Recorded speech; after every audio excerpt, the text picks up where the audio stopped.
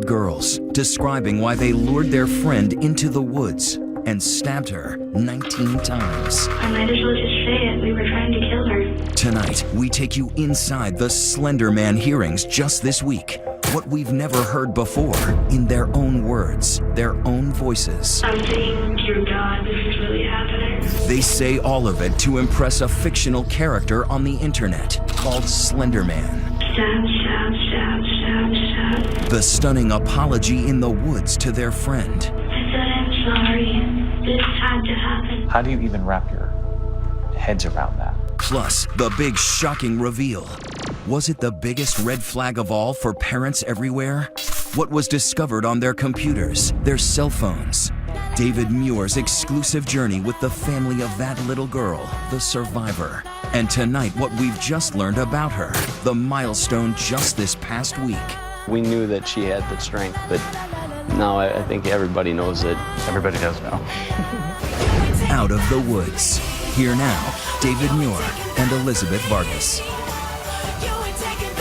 Good evening. Tonight, the heartbreaking and horrifying new evidence in a case we've been following for months. For the first time, we're hearing those interrogation tapes. 12-year-old girls calmly describing why they lured one of their best friends into the woods, stabbing her 19 times and leaving her to die. All of it, they say, for Slender Man. And David, you spent a lot of time with that little survivor. We've been following this journey, as you know, Elizabeth, a brave journey, and no one could have imagined what we would hear in these interrogations revealed in court just this week. A country, a community now reliving the horror, stunned that those two girls could explain in such a matter-of-fact way why they did this. Tonight, like much of this country, it is a snowy and frigid Friday night in one American town, Waukesha, Wisconsin, where this evening an entire community is stunned all over again after hearing this week for the first time from two girls their own voices about the night they allegedly lured their friend into the woods and repeatedly stabbed her, police say, leaving her to die. She handed me the knife and told me to stab her. 2020 has been following the case every step of the way. It's a horror story that began more than 8 months ago. A mother and father, like so many parents across this country, sending their daughter on a sleepover. At the time, Peyton Leitner was just 12, and her parents knew her friend well, Morgan Geyser and another 12-year-old, all of them celebrating Morgan's birthday. Why would this night be any different? But it was. On Saturday, May 31st, 2014, a 12-year-old girl was stabbed. Tonight, the explosive new interrogation tapes just released as we take you back inside a case that horrified parents across this country. Two 12-year-old girls charged with viciously attacking their friend. They stabbed their friend 19 times. Those girls, the suspects, in their own words, in the hours after they were taken into custody. It is the first time we hear from Morgan Geyser talking about her friend Peyton, who they left in the woods. She was my only friend for a long time because... Why would you hurt your only friend? It was necessary. And for the first time, we also hear from Anissa Wire, too, her face blurred, the judge releasing this footage with the requirement not to show their faces during the interrogations. I said, I'm scared. I was told that if I didn't do something, my family would be in danger. Her family in danger? Who and what were those girls so scared of? We explore that right here tonight. While parents everywhere might be saying, not my child, tonight, you're about to hear how all of this began as an ordinary slumber party. 3 girls and someone else. An unknown figure getting into that party too. A fictional character from the internet named Slender Man, who so many parents had never even heard of. We have spent months in that town and have documented one family's journey. 2 parents helping their daughter recover. She was forced to go into the woods. Into the woods. From the hero who found her at the edge of the woods. She was laying right here. The doctors who saw how close to death she came. The knife cut through the tissue. And the school where Peyton has now returned. One family's stunning journey about to play out tonight right before your eyes. And just this week, 2 parents who heard for the first time from the friends who police say attacked their daughter. It was a Friday night, right? It was a Friday night. Their daughter Peyton had been looking forward to it for weeks. You remember how excited she was that Friday. Oh my gosh, she was so so excited. And had she gone on sleepovers before? Oh, yeah. And this was just, her best friend's It was birthday just party. another Friday night. So she was going to go roller skating, have some pizza, and spend the night at her best friend's house. Yeah. They were probably going to watch movies. And so you thought this And is- play American Girl. Peyton brought her American Girl doll with her. She brought her American Girl. But Peyton would not come home the next morning. Do you think Peyton had any idea? No.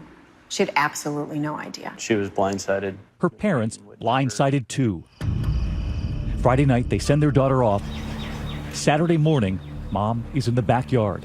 Joe was at work. I heard the doorbell ring and the dog bark.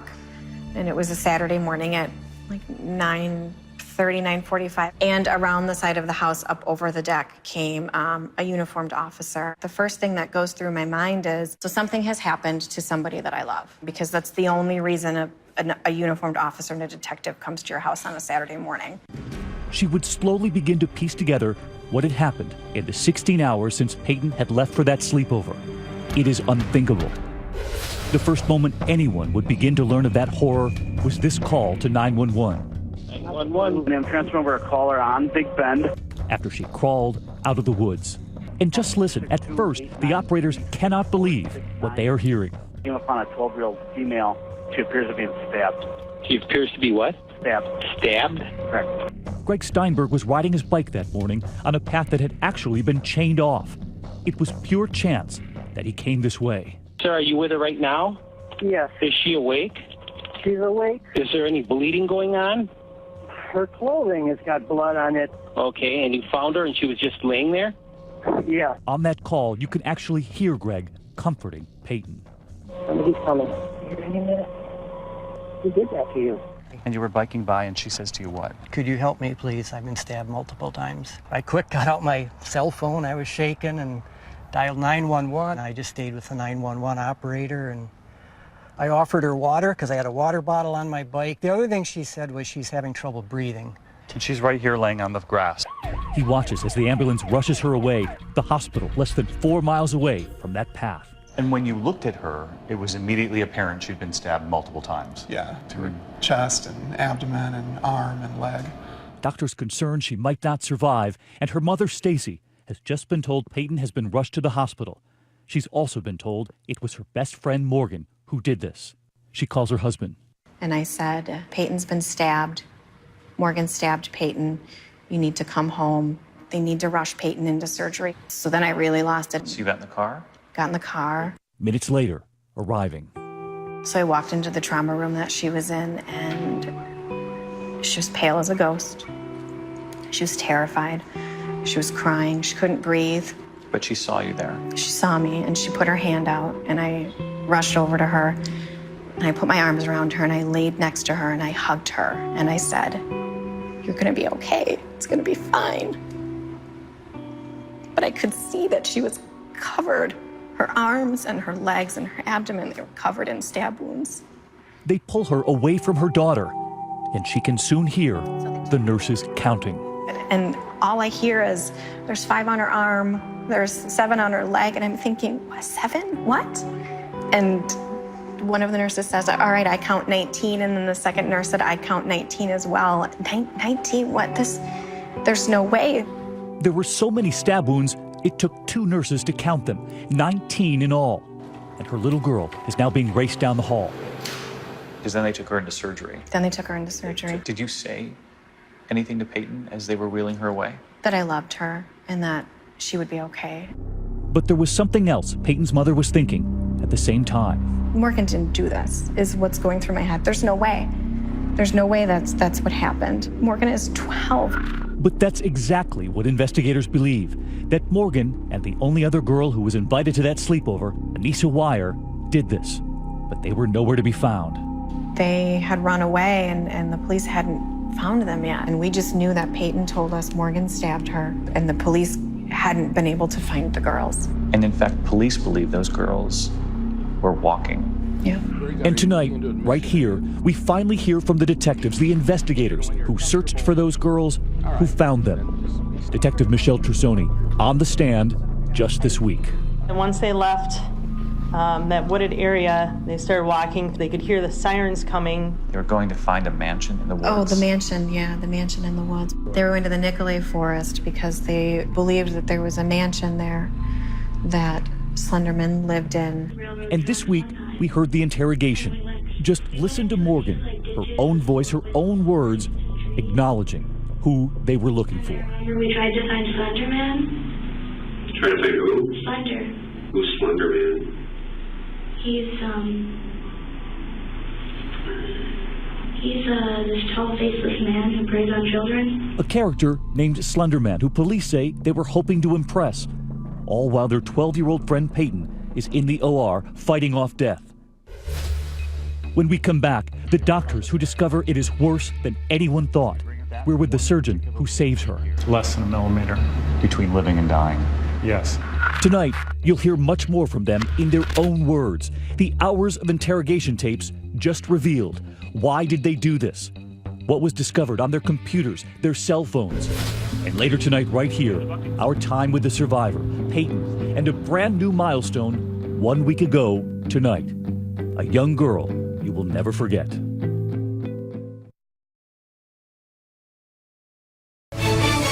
2020 continues with Out of the Woods. Once again, David Muir. Waukesha, Wisconsin, just outside Milwaukee. Tonight, in the depths of a brutal winter blast, they're also dealing with something else. The gruesome new details emerging just this week about a horrific tale that began to play out on a Saturday morning this past May. A birthday sleepover with 3 12-year-olds the night before. And now 2 girls are missing. The other, Peyton Leichner, has somehow crawled out of the woods, covered in stab wounds, 19 of them. She is wheeled into the operating room. And just this week, more than 8 months after that moment, the pre-trial hearing. And we're now hearing from the detectives who tried to talk to her the moment she was brought in. It seemed that it hurt too much for her to talk. She had a hard time breathing. Outside that hospital, in that town, a major search by ground. These are the woods where the stabbing police are still on the scene here. A frantic search for the 2 missing, Morgan Geyser and Anissa Wire. 2 12-year-old girls stabbing their friend nearly to death is unimaginable anytime, but especially for a safe community like the city of Waukesha. So unimaginable that even the brother of one of those missing girls at first confused, fearing for her safety too, showing reporters photos of his sister, asking, have you seen her? That's her, that's Anissa. She's been missing for I don't know how long now. While back at the hospital, where they ask us to put on scrubs to enter the OR, the surgeon, John Kellerman, is about to discover just how much damage has been done. He tells me about one of the stab wounds to the heart. The knife came directly down at this point where this large branch was coming off of this major artery and cut through the tissue overlying it so that the vessels were totally exposed by this injury. The knife cut through the tissue, but not the artery itself. Exactly.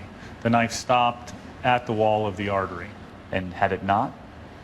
Had it not, she would have had a major heart attack from the amount of bleeding and probably died within a minute or 2. That close to death, but they were now saving her life. While the hunt for the other 2 girls is in high gear, every agency in the area searching.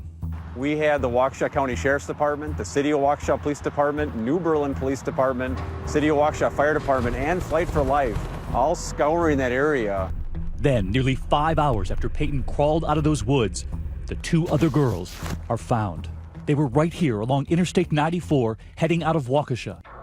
A knife with a 5-inch blade found in one of the girls' bags.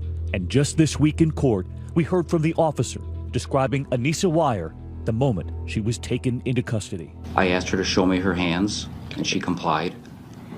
And then I asked her to walk towards my voice. I noticed there was some staining on her sweatshirt around the abdomen area.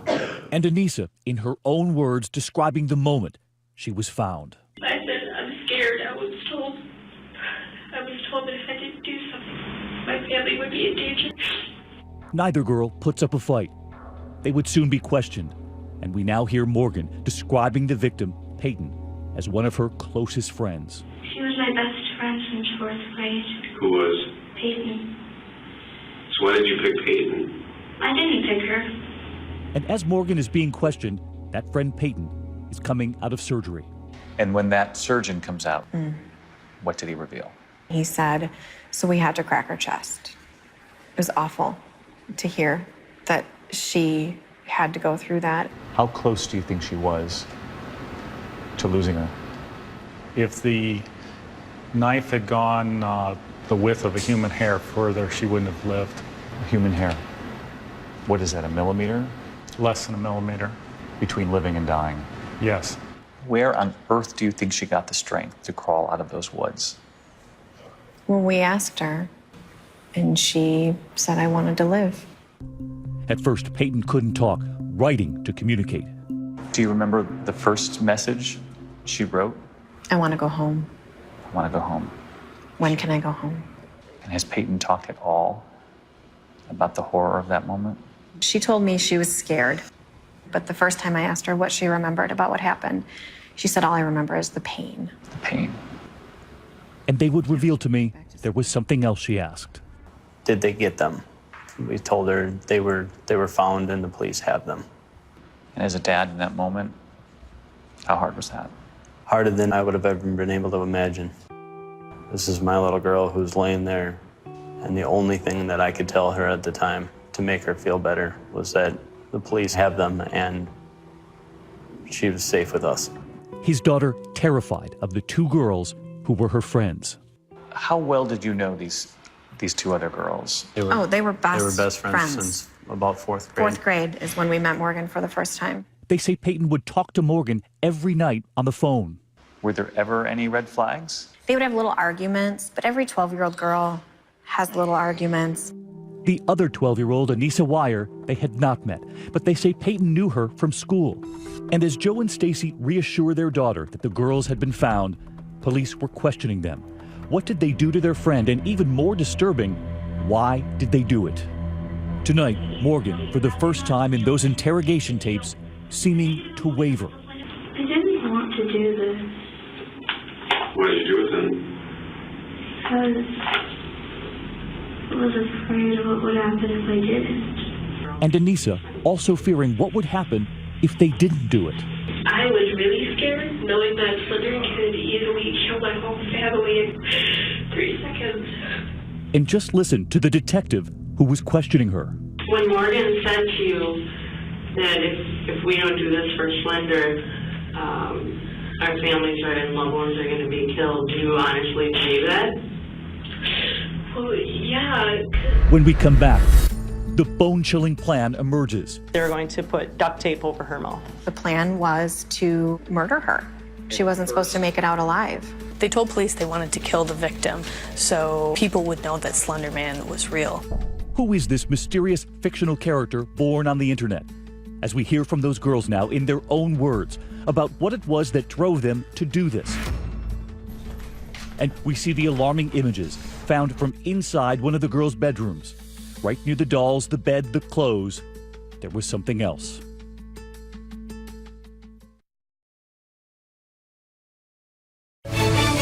Out of the Woods continues. Once again, David Muir.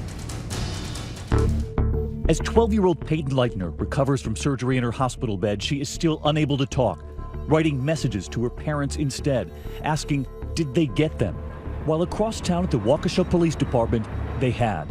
The two other friends at that sleepover now answering questions of their own. And those newly released interrogation tapes allow an entire community tonight to now hear how matter-of-fact Morgan sounded in describing the moment to the detective. What were you trying to do with her when you stabbed her? Kill her. I might as well just say it. We were trying to kill her. Ellen Gabler is a reporter at the Milwaukee Journal-Sentinel. She has followed the case closely. You can't believe this is actually 12-year-olds, especially 12-year-old girls.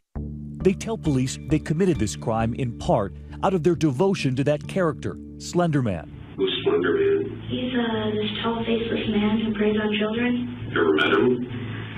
Not exactly. Tell me about him. He watches you.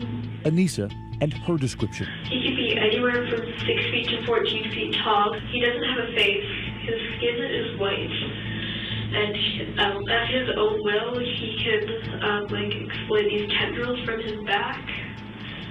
and strangle his victims. The online story of Slender Man changing, evolving all the time, with help from fans all over the world, adding to the story, giving this fictional character new life every day.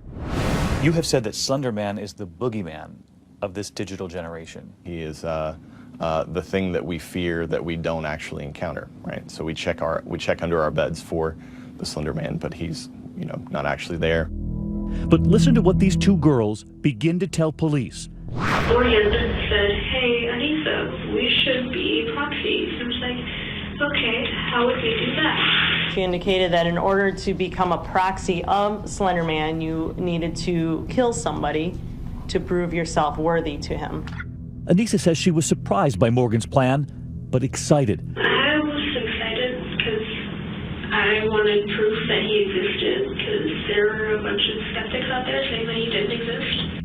And in excruciating detail, they describe multiple plots, all beginning with that Friday night sleepover. They went to Skateland that night, and they went skating, and they had originally planned to kill their friend that night in Morgan's house. And tonight, we now hear from the detective about how they would do it. And the plan was to stab Peyton in the neck, and she would bleed out. They would cover her up with covers to make it look like she was sleeping, and the two girls would run. But for some reason, at that moment, the girls changed their minds. She wouldn't be here right now. If they had waited until 2 o'clock in the morning and done this overnight, she wouldn't have been found for hours. So the next morning comes, and they change the plan. We're going to do it today at the park. That's what Morgan said. They brought her here to the park on Saturday morning to kill her in this bathroom. Their big concern was finding a drain for the blood to go down, not the fact that they were going to stab and kill somebody. As they leave Morgan's house for the park, Anissa tells police Morgan lifts up her white jacket, the knife tucked in her waistband. What were you thinking?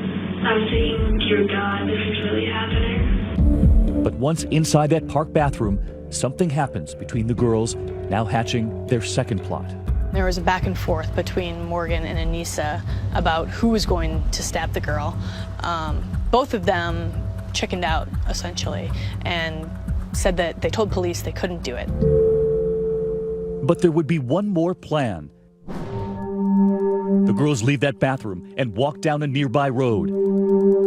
And it was Peyton's parents who took us there months ago, revealing to me what their little girl told them. They got to the park and they told her they wanted to play hide and seek in the woods. And she told me she didn't want to go. She sensed it. Yeah, she did say she was forced to go. To play hide and seek. She was forced to go into the woods. In fact, the girls tell police about that game of hide and seek. Anissa and the victim were hiding. Anissa told her to lay down in the dirt, and she didn't want to. Anissa tells police she sits on Peyton and that Peyton says to her, "I can't breathe."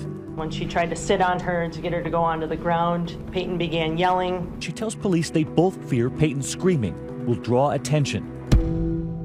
Anissa gets up. In that moment, they were passing the knife back and forth because they were having second thoughts even in that moment. At that point, one girl says to the other, just go crazy. Yeah. And we discover hours into those newly released interrogation tapes, Anissa with a stunning description. Morgan and I were going to be like Lioness, who was chasing down the zebra. I was going to tackle her, and then Morgan was going to do the stabbing. Anissa tells police Morgan takes the knife, turns to her friend and says, "I'm not going to until you tell me to." Anissa says she then told Morgan to, quote, "go ballistic, go crazy." And from those tapes, here's Morgan's description. What did you do next? Stab, stab, stab, stab, stab. And just listen tonight to what Morgan reveals she said to Peyton. I said, "I'm sorry. This had to happen." And she was like, "Why?" And then I said that it was necessary. And Anissa describing their friend Peyton on the ground in that moment. The whole time, Peyton was screaming in agony.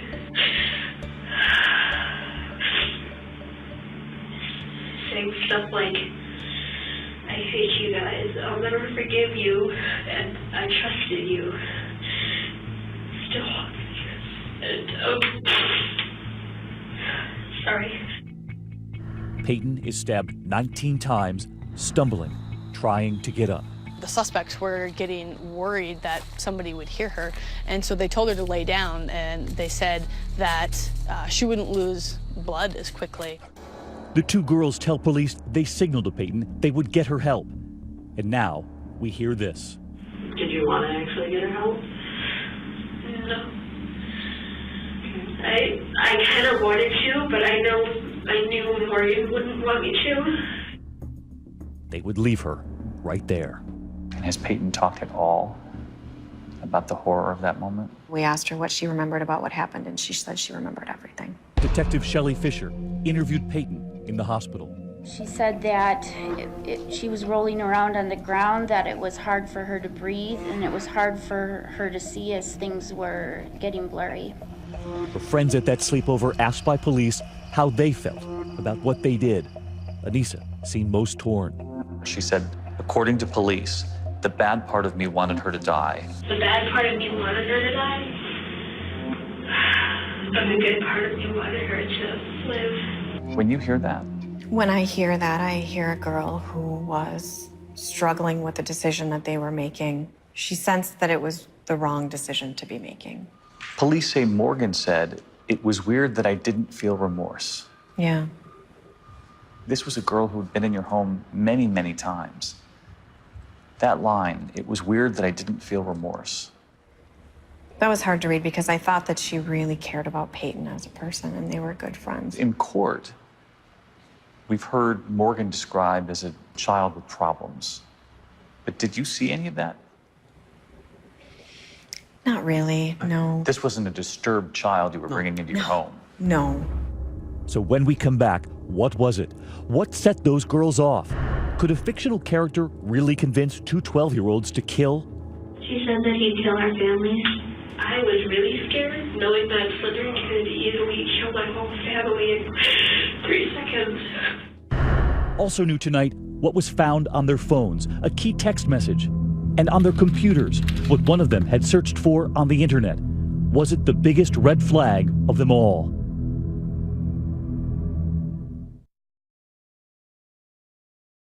"2020 continues with David Muir.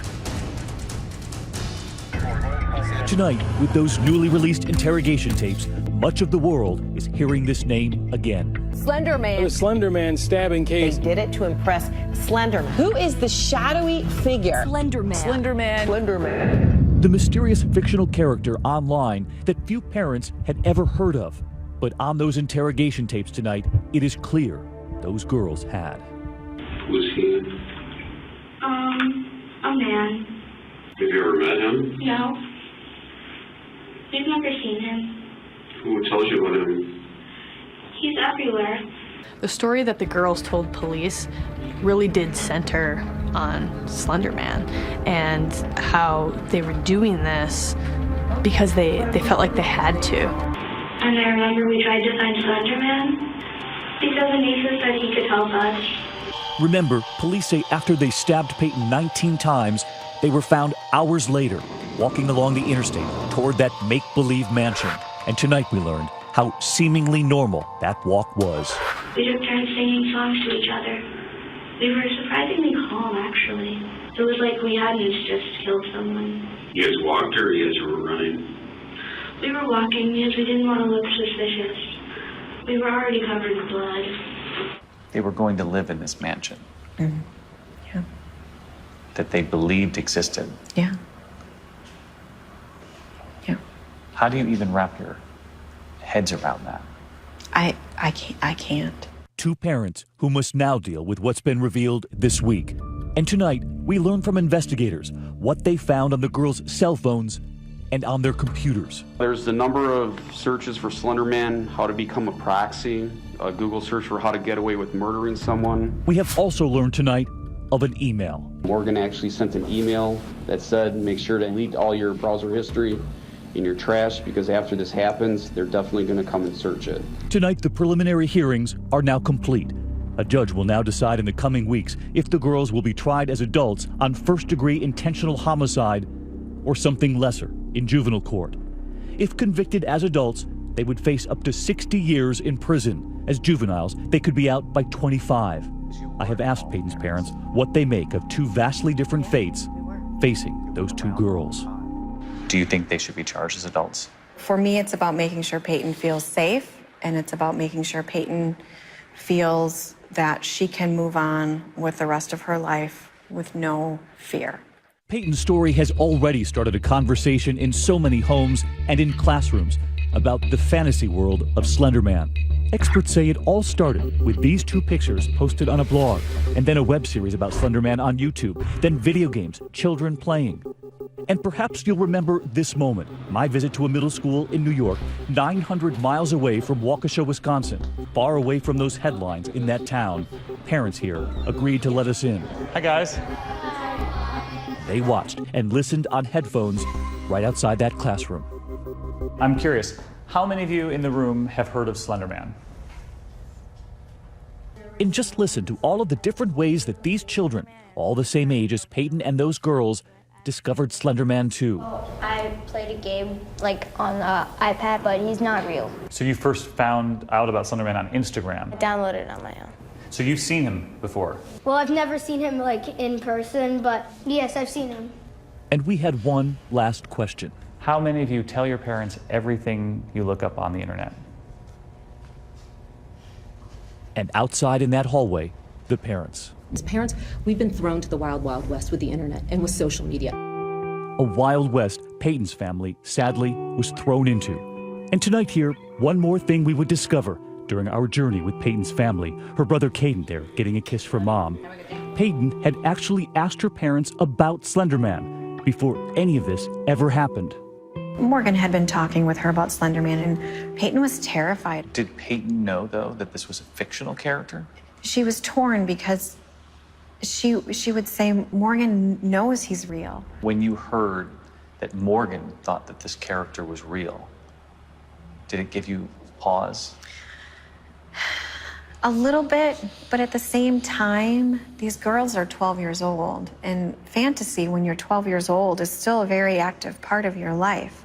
And just this week in court, evidence of how far some children can be pulled into that fantasy, into an internet character story. Lawyers presenting a hidden trove of twisted drawings found in Morgan's bedroom. Depictions of frightened children with the words, "Help me escape my mind, not even safe, in your house." Even dismembered Barbie dolls covered in Slender Man's symbol. Investigators say for Morgan, the fantasy had become real. When we come back tonight, we remember one of the toughest and most telling moments from our interview. I'm curious as parents sitting here, and this is, not an easy question to ask. And you will see the survivor, Peyton, and what's happened in her life just this past week.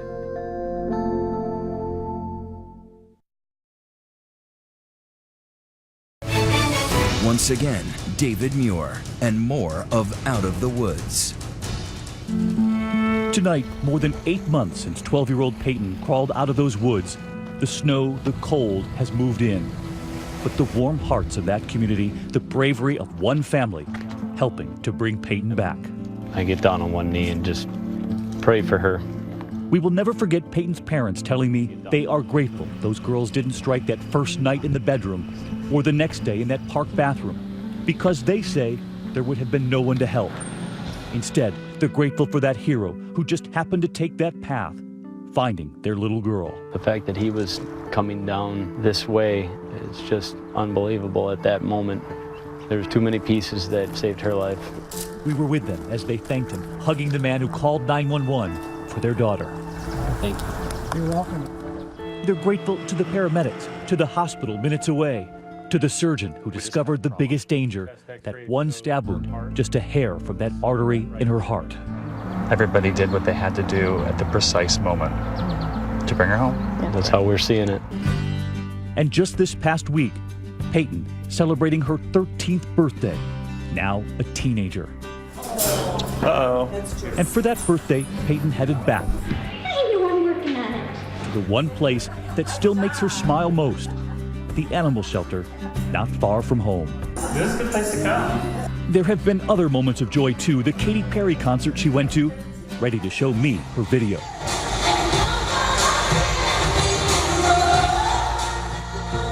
All these months later, we have not asked her about those moments in the woods. There is no reason to relive that pain.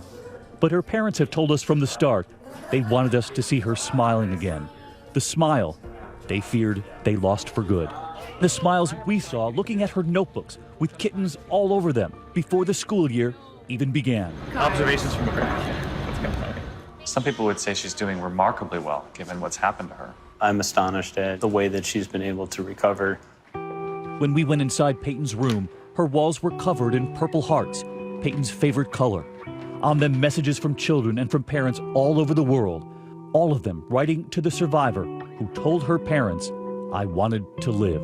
This is just a fraction. We've received, I think, over 10,000 hearts and letters. I like this one. Don't let one act of evil stop you from seeing the beauty in the rest of the world. Family, friends helping them, perfect strangers, the gifts of food, the help with her medical bills. This horrific act of violence brought out the very worst in a few people and the very best in thousands of people around the world. Even an anonymous donor paying for the family's legal representation. They know Peyton could be called upon to face the two girls she thought were her friends in court. What Peyton's parents revealed to me about the other families. I'm curious as parents sitting here, and this is, not an easy question to ask, but the parents of the other girls, have you thought about what the other parents are thinking? I think about the other parents all the time. I can't imagine what they're going through. I can't imagine getting that phone call, hearing these things. And knowing as it was the person Knowing that you it was raised. the person that you loved. And tonight, from those interrogation tapes, haunting words from Morgan herself. I honestly don't know why we did this. But Peyton's father, instead, choosing to focus on his own daughter, who just turned 13, tonight proving to the world she is truly a survivor.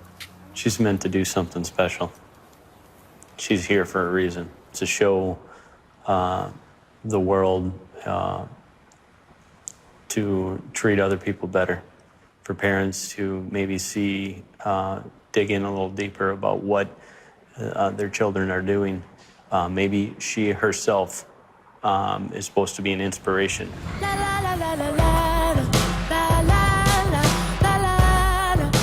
In fact, she already is. Remember the children in that classroom 900 miles away? All of them with a message for Peyton. She's really brave and strong. You're a hero. She's amazing. Every day I fight for